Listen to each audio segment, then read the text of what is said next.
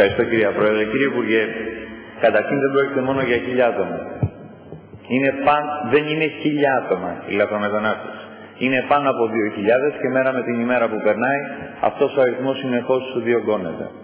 Το πρόβλημα που υπάρχει είναι οξύτατο και έχει να κάνει τόσο με την ασφάλεια των πολιτών, οι οποίοι φοβούνται, μητέρες φοβούνται να βγάλουν τα παιδιά τους στον δρόμο, στην παραλία της Πάτρας να κάνουν τη βόλτα τους. Υπάρχουν το ζήτημα το άλλο το οποίο μου αναφέρατε και με ικανοποιεί η απάντησή σας, ότι έχει δοθεί εντολή να δοθεί τουλάχιστον μια λύση ώστε να υπάρχουν ανθρώπινες συνθήκες υγιεινής και διαβίωσης. Αλλά μην έχετε καμία αμφιβολία ότι μπορεί οι υπηρεσίες σας να μην σας το αναφέρουν και αξιόπινες πράξεις συντελούνται και ζητήματα παιδεραστίας μπορεί να υπάρχουν και εμπόριο ναρκωτικών γίνεται και αυτό είναι γνωστό σε ολόκληρη την κοινωνία των πατρών. Αυτά δεν μπορούν να αμφισβητηθούν γιατί το γνωρίζουν οι πάντες. Και απορώ γιατί η υπηρεσία δεν σας έχει ενημερώσει μέχρι στιγμή σωστά. Αυτό το οποίο θέλω να τονίσω είναι ότι και η αστυνομία και το λιμενικό ασφαλώς δεν έχουν το απαραίτητο προσωπικό για να επιληφθούν του ζητήματος. Και εδώ χρειάζεται η δική σας συμπαράσταση. Οι τοπικοί φορείς προσπαθούν επί 11 χρόνια που έχει δημιουργηθεί το ζήτημα να δώσουν λύσεις. Κατά τη γνώμη μου έπρεπε οι τοπικοί φορείς να δώσουν τη λύση και όχι η κεντρική κυβέρνηση. Το έχω πει και δημοσίως στην περιφέρεια στην οποία εκλέγομαι, μου δίνεται και άλλη μια φορά από το βήμα της Βουλής να το επαναλάβω. Τα λάθη δυστυχώς κάθε μέρα με την ημέρα πολλαπλασιάζονται, οι λαθρομετανάστες πολλαπλασιάζονται και υπάρχει ο κίνδυνος, σύμφωνα με πληροφορίες που έχουμε και όπως σας αναφέρω και στην ερώτηση, ο αριθμός αυτός υπέρμετρα να αυξηθεί. Τι θα συμβεί λοιπόν εάν αύριο το πρωί έχουμε 5 ή 10.000 ανθρώπους στην Πάτρα, οι οποίοι θέλουν να διαφύγουν προς το εξωτερικό? Αυτή τη στιγμή ξέρετε ότι σιτίζονται αποκλειστικά και μόνο από την Εκκλησία. Πόσο θα αντέξει η Εκκλησία, πόσο θα αντέξει να ικανοποιεί τις ανάγκες τους?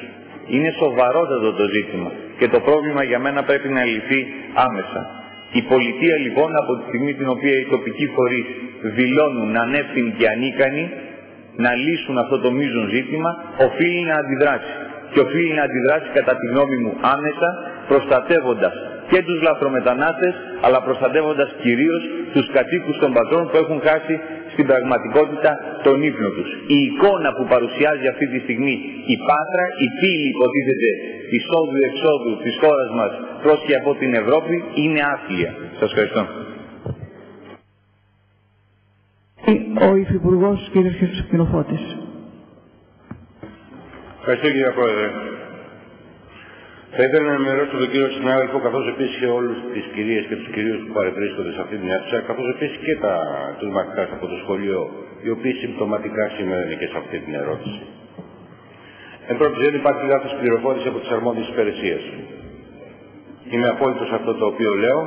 Αναφερόμαστε για 1.100 άτομα, τα οποία διαβιούν στην παραλιακή ζώνη των πατρών, καθώς επίσης και επιπρόσθετα τα 1.020 άτομα τα οποία έχουν συλληφθεί, αλλά για αυτούς έχει ληφθεί ιδιαίτερα μέρημνα από το λιμενικό σώμα με βάση τις αρμοδιότητες λόγω του παραλιακού του Υπουργείου Εμπορικής Ναυτιλίας, με αντίστοιχες κατασχέσεις αυτοκινήτων, φορτηγών και τροχοσπίτων. Ως προς το θέμα της εγκληματικότητας, το τελευταίο δίμηνο έχουν παραπευθεί στη δικαιοσύνη 25 αλλοδαποί για αδικήματα κυρίως ναρκωτικών, κλοπών, ληστειών κτλ. Επαναλαμβάνω και πάλι ότι δεν υπάρχουν ούτε καταγγελίες ούτε πληροφορίες για εμπόριο λευκής αργός.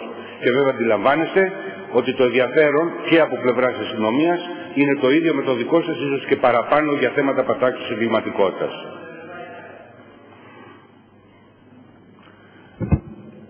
Δεν το γνωρίζουμε αυτό, δεν το έχει αναφέρει κανείς αυτό και δεν αντιλαμβάνουμε γιατί το λέτε μέσα στην αίθουσα και δεν κάνετε μία επιστολή σε μένα προσωπικά ή οπουδήποτε ή ένα τηλέφωνο. Δεν ανάγκη να κάνετε επιστολή και να μου πείτε ότι εξαφανίζονται παιδάκια. Είναι κανένας από αυτή την αίθουσα ή από όλους τους νουνεκείς Έλληνες ο οποίος θα διαφορήσει για τη συγκεκριμένη περίπτωση? Προς Θεού, με συγχωρείτε. Με συγχωρείτε, μην λέμε τέτοια πράγματα. Εάν υπάρχει όντως πληροφορία ευχαρίστως διαβάσετε εσείς και οποιοδήποτε άλλος. Να ψαχθεί σε βάθος όλο το θέμα.